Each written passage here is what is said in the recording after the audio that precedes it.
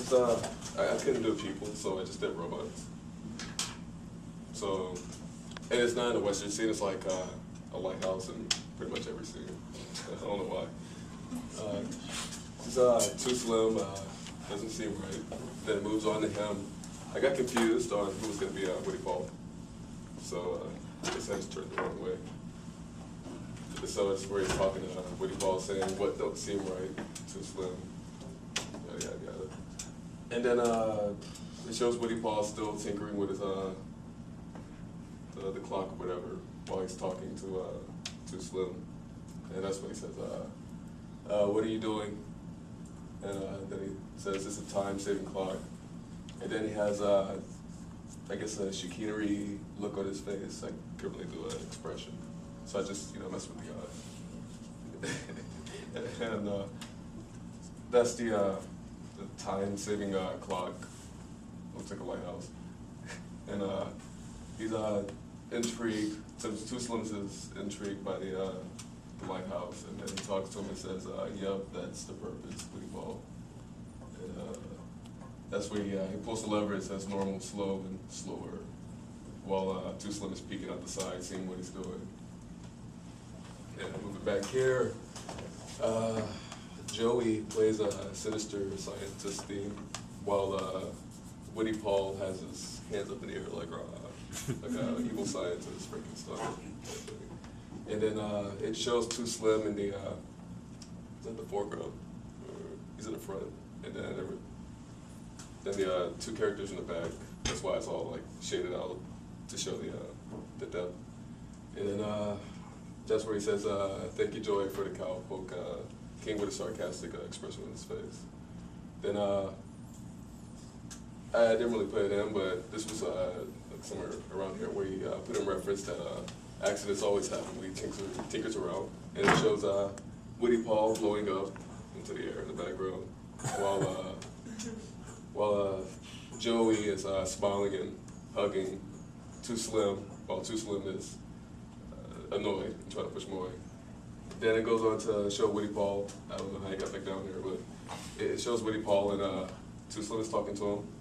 And as you can see, Woody Paul is sad and depressed. And Joey is sitting on top of the set, another lighthouse. And it says, "Now, Woody Paul, remember when one of your contraptions opened up." Yeah.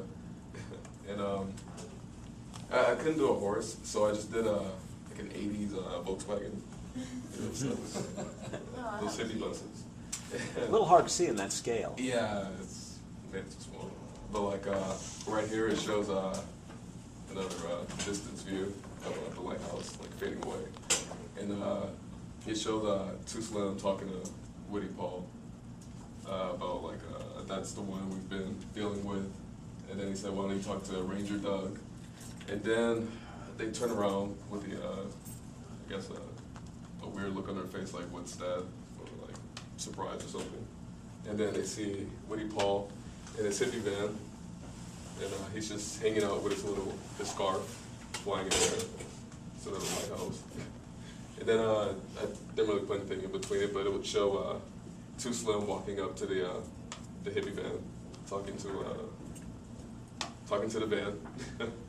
And that's where he says, "How have you been, Turbo?" And Turbo says, "Oh, a bit sweaty." Yeah. And then it shows Too Slim going up to Ranger Doug, which is pretty much like a stoner dude, like a hippie. So you have like a hippie type voice, like, "Yeah, man." Then it says, "Ranger Doug, have you seen this?" He holds up the flyer, and Woody Paul is like, got his arm wrapped around him, saying like, "I think this dude's crazy" or something. And there's another lighthouse in the background.